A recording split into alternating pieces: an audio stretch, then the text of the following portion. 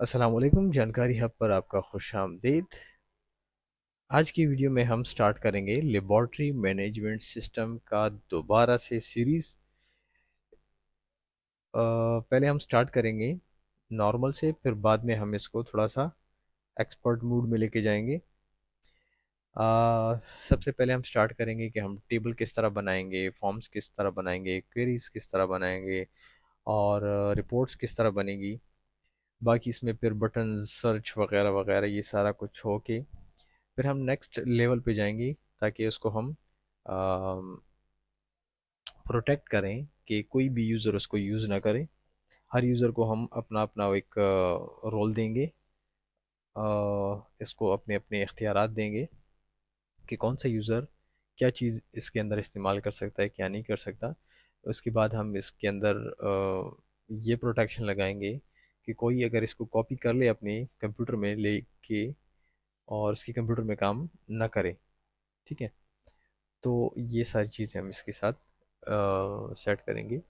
फिर लास्ट में इंशाल्लाह इसको हम नेटवर्क पे भी लेके आएंगे। फॉर एग्ज़ाम्पल एक कंप्यूटर सर्वर बना हुआ है, तो दो तीन अगर कंप्यूटर हैं तो उसके साथ ये अटैच होगा और वो उसको यूज़ कर सकेंगे। ठीक है, तो वो फ़िलहाल हम स्टार्ट लेंगे बेसिक से। तो आप ध्यान से देखिएगा, मैं आपको स्टार्टअप में दिखाऊंगा कि किस तरह से हम इसको बनाएंगे, क्या चीज़ें ज़रूरी हैं, क्या क्या देखना पड़ेगा, कोडिंग किस तरह होगी, डिज़ाइनिंग किस तरह होगी। ठीक है, लास्ट वीडियोस में मैंने बताया था कि आप इसके अंदर छोटे मोटे प्रोजेक्ट्स बना के इससे पैसे भी कमा सकते हैं। ठीक है, आप जैसे फाइवर, अपवर्क वगैरह पे आप प्रोफाइल बना दें, वहाँ पे छोटे मोटे सॉफ्टवेयर आप बना के बेच सकते हैं या ऑर्डर पे बना सकते हैं। ठीक है, और इसकी जो लैंग्वेज है विजुअल बेसिक, उसके अंदर भी हम काम करेंगे। कोडिंग हम चैट जीपीटी की मदद से भी ले सकते हैं। अगर कहीं पे हमें कोई इस तरह कोड मुश्किल हो तो हम चैट जीपीटी से उसको हम बना सकते हैं। ठीक है, लेकिन चैट जीपीटी का यूज़ आप तब कर सकते हैं जब आपको बेसिक्स का पता होगा। ठीक है, बेसिक्स सबसे पहले हम टेबल बनाएंगे। ठीक है, अब सबसे पहले हम टेबल बनाएंगे। तो सबसे पहले मैं आपको एक कॉन्सेप्ट समझा देता हूँ ताकि आप लोगों को समझ आ जाए कि हम क्या क्या बनाएंगे इसके अंदर। थोड़ा सा बोरिंग होगा ये वाला क्लास, आप लोग सोच रहे होंगे कि हम डायरेक्ट स्टार्ट ले लें, लेकिन इतना आसान नहीं होगा। अब ये एक फॉर एग्जांपल एक कस्टमर है। ठीक है,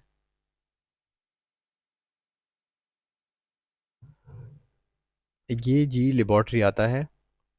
ठीक है, और इसका बनता है एक बिल। ठीक है, ये इसका बिल है और इस बिल के अंदर मल्टीपल आइटम्स हैं। ठीक है, ये तो इसको हम कहते हैं जी रिलेशनशिप। मतलब अगर हम इसी बंदे को बार बार सिस्टम में काउंट करते रहें, ठीक है, सिस्टम में बार बार इसकी एंट्री करते रहें, तो मतलब एक ही बंदा है और इसके मतलब बार बार एंट्री से बहुत हमारा सिस्टम का जो डेटा है वो ज़्यादा जगह घेरेगा। तो बेहतर हमने इस तरह कर लिया कि एक बंदा है, उसके उसका एक बिल है और इस बिल के अंदर मल्टीपल चीज़ें हैं।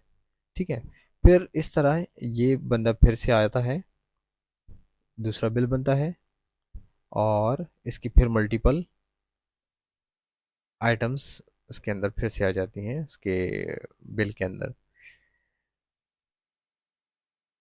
ठीक है, तो ये बंदा ऑलरेडी एक बार ही सेव हुआ है, लेकिन इसके मल्टीपल बिल्स बनेंगे और मल्टीपल बिल्स के अंदर मल्टीपल आइटम बनेंगे।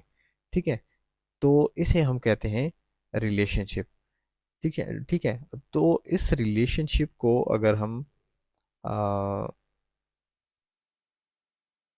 ये कह सकते हैं कि ये वन टू मैनी है, ठीक है। मतलब एक बंदे का के मुख्तलिफ बिल्स हैं, ठीक है, और फिर मुख्तलिफ बिल्स के अंदर मुख्तलिफ आइटम्स हैं।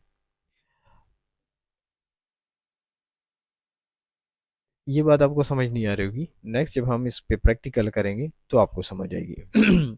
सबसे पहले हम यहाँ पे बनाएंगे एक टेबल जिसका नाम होगा, फॉर एग्जांपल कोई भी आप रख सकते हैं, मैं इसका नाम रख देता हूँ फॉर एग्जांपल कस्ट टी।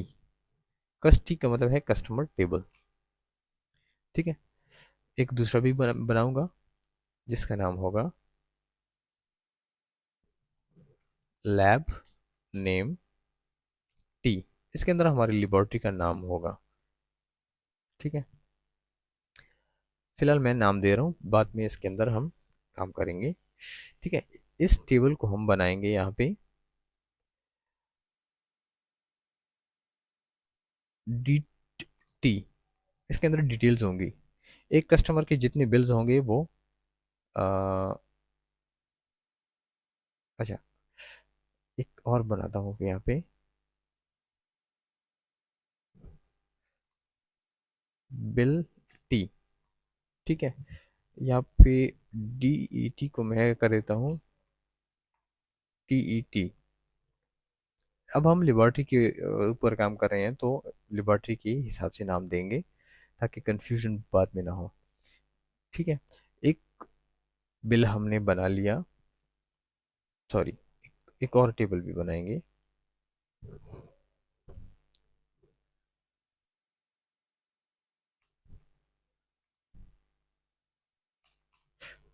ये हमने बना दिए सारे। अब यहाँ पे थोड़ा सा जूम करके आपको दिखाना पड़ेगा।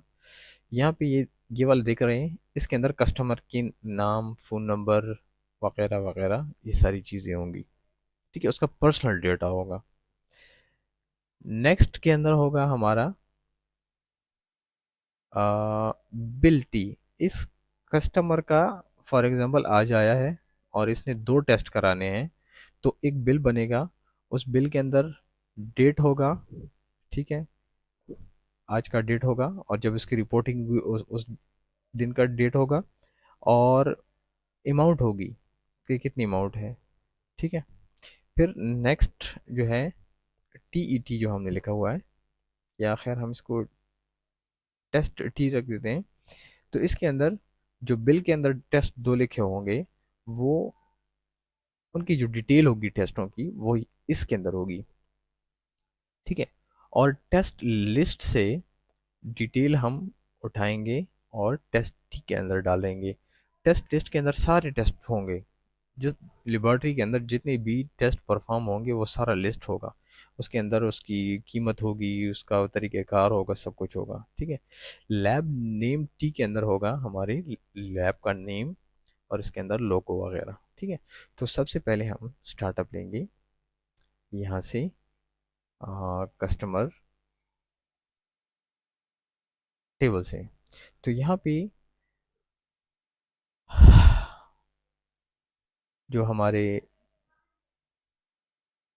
पिछले स्टूडेंट हैं उनको पता चल रहा होगा कि मैं क्या बोल रहा हूँ, लेकिन जो नए होंगे जो वीडियोस देख रहे होंगे उनके लिए मैं फिर से रिपीट करूँगा। यहाँ पे ये जो फील्ड नेम है, ये अगर मैं इसको थोड़ा सा, तो यहाँ पे ये ऊपर जो आईडी लिखा हुआ है ये इसका नाम है, ये फील्ड का नाम है, ठीक है।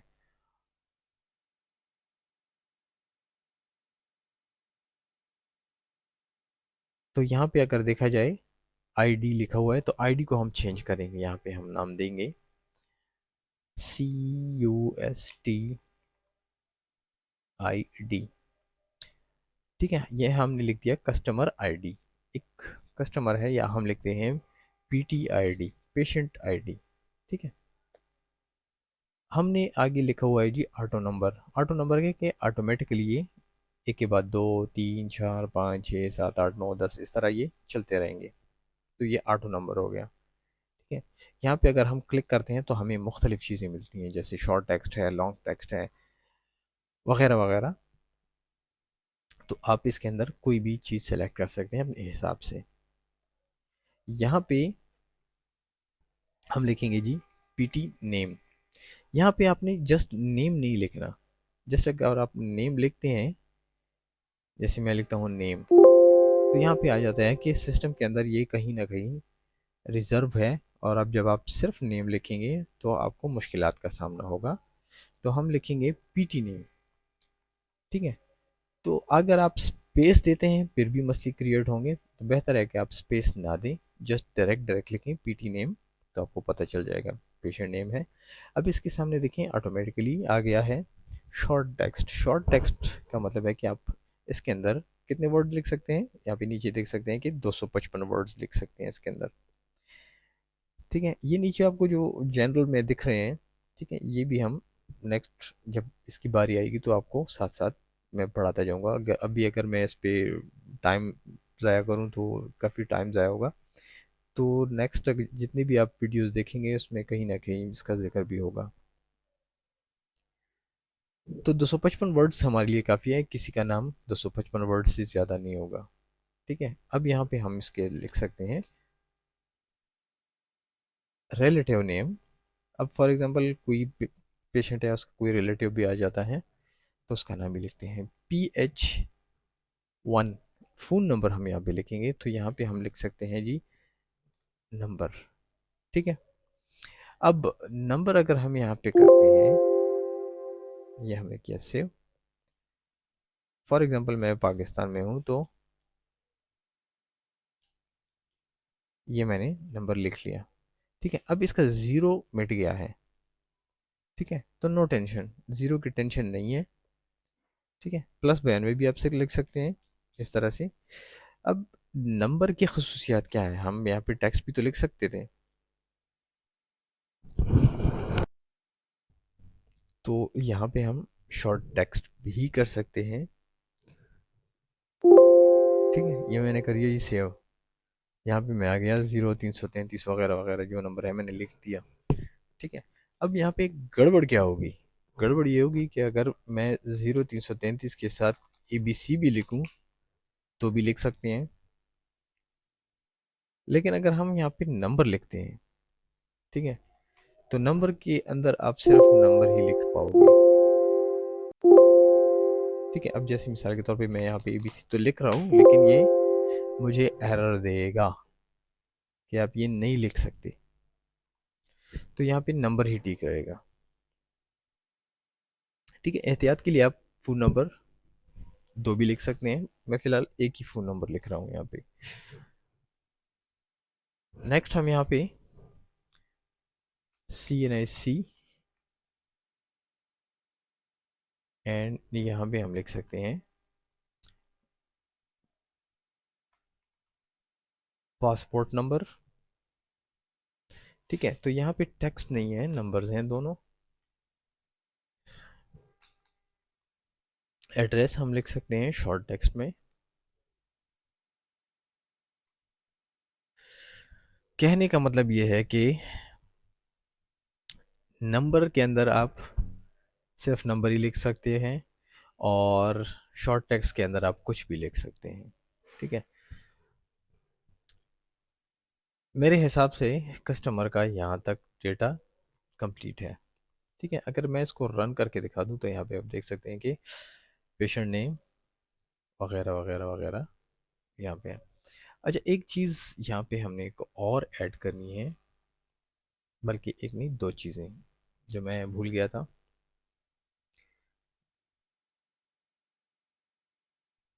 ठीक है, यहाँ पे हम लिखेंगे जी इसका जो दूसरा पॉइंट हम लेंगे यहाँ पे लुकअप विजर्ड। ठीक है, लुकअप विजर्ड के अंदर हम कोई भी टेबल यहाँ से लिंक कर सकते हैं इसके अंदर, लेकिन चूंकि मेरे पास फिलहाल टेबल नहीं है, तो मैंने करना है यहाँ पे कि I will type the values. तो मैं खुद टाइप करूँगा, क्या टाइप करूँगा, mister, miss, MS, wife of, mother of baby वगैरह वगैरह। तो ये मैंने यहाँ पे फिक्स कर दिया है। नेक्स्ट हम यहाँ पे चलेंगे एज, और यहाँ पे हम जो है वो एज को कैलकुलेट करने जा रहे हैं। तो यहाँ पे हम लिखेंगे डी डेट एंड टाइम, बल्कि हम एक और यहाँ पे लगाएंगे डी ओ बी, हम करेंगे यहाँ पे डेट एंड टाइम हो जाएगा और नीचे हो जाएगा जी कैलकुलेटेड फील्ड। ठीक है, अब फॉर एग्जांपल कोई कस्टमर आता है, वो अपना डेट ऑफ बर्थ बता देता है आपको, तो आप डेट ऑफ बर्थ के हिसाब से उसकी एज निकालोगे। किस तरह निकालेंगे? अब इस फार्मूले का मुझे तो नहीं पता, क्योंकि मैंने कभी यूज़ नहीं किया। हम क्या करेंगे, चैट जीपीटी का यूज़ करेंगे।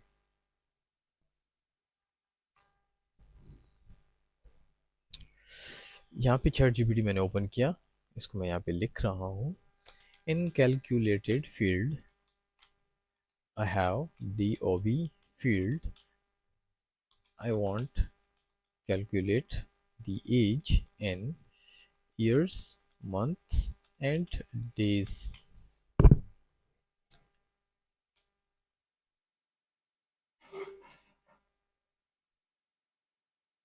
MS Access। तो ये इसने मुझे निकाल के दे दिया।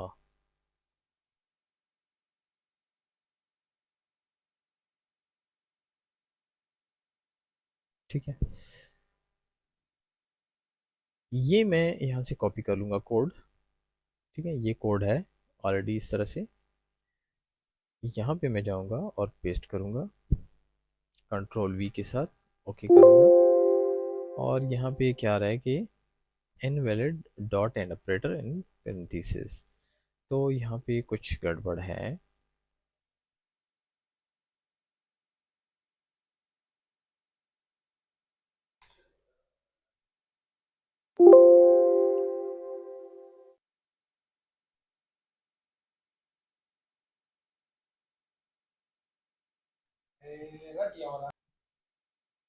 यहाँ पर थोड़ी सी प्रॉब्लम हो गई थी कैलकुलेटेड फील्ड के अंदर।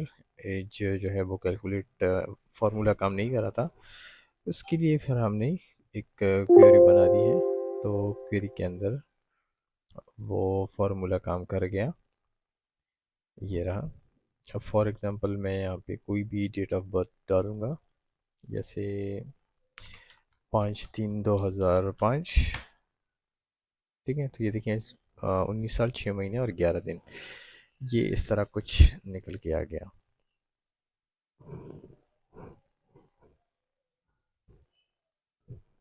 यहाँ पे ये वाला सिस्टम ओके हो गया। नेक्स्ट हम चलेंगे इसके बिल की तरफ। तो यहाँ पे हम लिखेंगे BID, मतलब बिल आईडी ऑटोमेटिक नंबर होगा, बल्कि ऑटोमेटिक नंबर नहीं, बल्कि हम इसका रखेंगे जी ओनली नंबर। ये हम खुद जनरेट करेंगे, खुद ही इसके अंदर डालेंगे। ठीक है, यहाँ पे होगा जी DOV, ये होगा डेट ऑफ विजिट, एंड यहाँ पे हम यहाँ पे करेंगे जी डेट एंड टाइम। फिर यहाँ पे होगा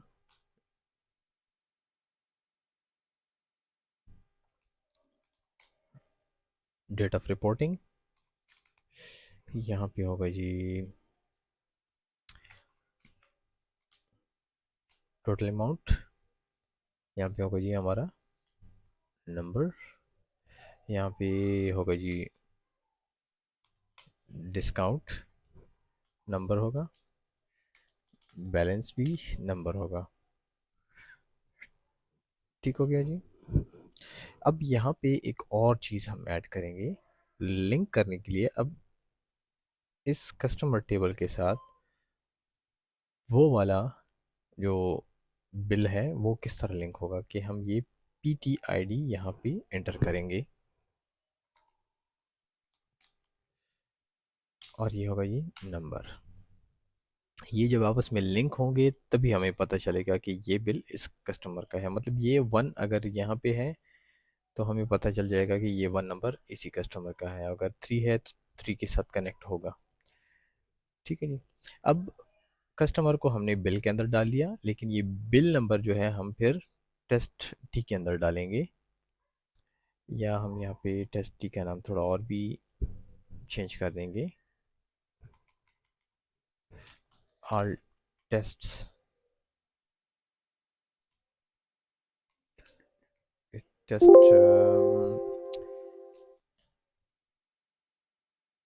सब बिल्टी मैंने रख दिया इसका, मतलब ये बिल का सब छोटा पॉइंट होगा यहाँ पे। ठीक है, अब हम यहाँ पे बिल को ओपन करेंगे, यहाँ पे हम लिख देंगे जी SBID, ये ऑटो नंबर ही रहेगा। यहाँ पे हम लिखेंगे जी, अच्छा जो बिल है इसके अंदर मैं एक चीज़ भूल गया, हम यहाँ पे लिखेंगे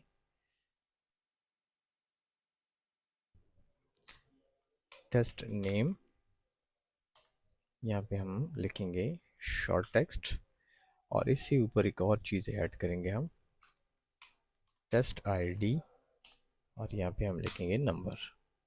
ठीक है, अब ये चीज़ कहाँ से आएगी, ये हम नेक्स्ट जो टेबल बनाएंगे उससे आएगी। तो यहाँ पे हम लिखेंगे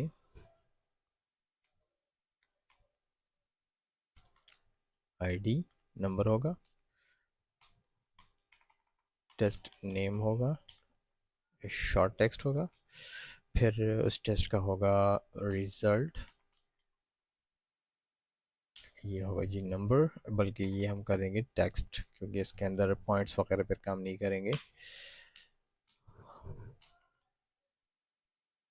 ये रिज़ल्ट 1 ही ठीक रहेगा, बल्कि रिज़ल्ट 2 शॉर्ट टेक्स्ट कर देंगे, और कोई रिमार्क्स होगा शॉर्ट टेक्स्ट में दे देंगे। फिर यहाँ पे भी हम कोई सा दे सकते हैं REMX शॉर्ट टेक्स्ट में। तो ये हमारा जी ये वाला टेबल भी रेडी हो चुका है। अब SBID के साथ हम यहाँ पे एंटर करेंगे BID, बिल नंबर जो है वो यहाँ पे एंटर करेंगे। फिर इसके बाद हमारे पास है टेस्ट लिस्ट, तो यहाँ पे हम लिखेंगे टेस्ट नंबर जो कि ऑटोमेटिकली होगा, टेस्ट नेम होगा, ये टेस्ट लिस्ट होगा, और यहाँ पे होगा, अच्छा दो तरह के टेस्ट होंगे एक बड़े टेस्ट होंगे, एक छोटे टेस्ट होंगे। ये होगा मेन टेस्ट, और फिर हम करेंगे यहाँ पे कॉपी पेस्ट सब टेस्ट लिस्ट टी, और इसको हम करेंगे स्ट्रक्चर ओनली। तो सबसे पहले हम जाएंगे मेन के ऊपर, यहाँ पे होगा जी यूनिट, और फिर होगा जी मेल RR, फिर होगा female RR, and child RR। तो मतलब इसके रेंजेस होंगे अपने अपने, मेल का रेंज होगा, फिर फीमेल का होगा, फिर चाइल्ड का होगा, फिर और यहाँ पे होंगे COMMRR, कॉमन रेफरेंस रेंज होगी सबके लिए। ठीक है, अब यहाँ पे हम करेंगे शॉर्ट टेक्स्ट सेम फील्ड्स हम यहाँ से कॉपी करके यहाँ पे आ जाएंगे,